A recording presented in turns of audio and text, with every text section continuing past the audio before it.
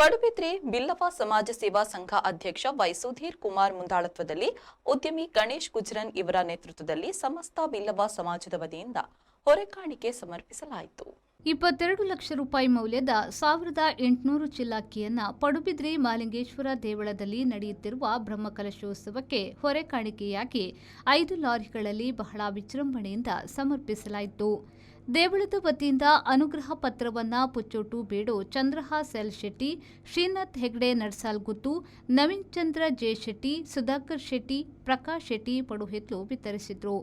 ಈ ಸಂದರ್ಭದಲ್ಲಿ ವೈ ಸುಧೀರ್ ಕುಮಾರ್, ರವಿ ಪಿಯಾಂಚನ್, ನಿಖಿಲ್ ಪೂಜಾರಿ, ಕಲ್ಲಟ್ಟೆ, ಪ್ರಶಾಂತ್ ಕುಮಾರ್, ಸುಜಿತ್ ಕುಮಾರ್, ಸಾಧು ಪೂಜಾರಿ, ಲಕ್ಷ್ಮಣ್ ಡಿ ಪೂಜಾರಿ ಹಾಗೂ ಇತರರು ಉಪಸ್ಥಿತರಿದ್ದರು.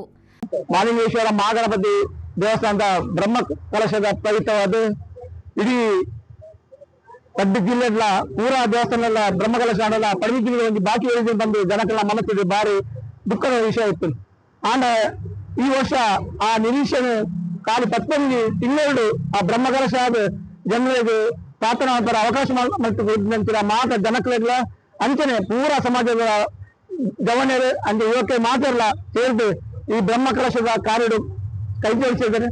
ಅಪವಿತ್ರವಾದ ಪಡುಬಿದ್ರೆ ಬಿಲ್ಲವ ಸಮಾಜ ಸೇವಾ ಸಂಘದ ಪೂರ ಗವರ್ನರ್ ಅಂಚನೆ ಪೂರ ಜನ ಸದಸ್ಯರು ನಕಲು ಮಾತ್ರ ಸೇರಿದು ಈ ಒಂದು ಅನ್ನ ಸಂತರ್ಪಣೆಗೆ ಬ್ರಹ್ಮ ಕಲಶದ ಅನ್ನ ಸಂತರ್ಪಣೆಗೆ ಒಂದು ಅರಿತ ಒಂದು ನಮ್ಮ ಮಾತು ಸೇರಿದು ಪುದನ್ನು ಕೊರಡು ಬಂತು ನಾವು ಹೊರಕಾಣಿಕೆ ಕೊರಡು ಬಂತು ಒಂದು ಯೋಚನೆ ಮಾಡ್ತಿರಕ್ಕನೆ ಎಂಬ ನಿರೀಕ್ಷೆಗೆ ನೀಡುದು ಪೂರ ಸಮಾಜದ ನಮ್ಮ ಪಡುಬಿದ್ರೆ ಅತ್ತಂದ ನಮ್ಮ ದೇಶದ ಬೇತೆ ಊರುಗಳ ಈ ಒಂದು ಬ್ರಹ್ಮ ಕಲಶವು ಅನ್ನ ಸಂತರ್ಪಣೆಗೆ ಅರಿವು ಮತ ಕೊಡ್ತಾರೆ.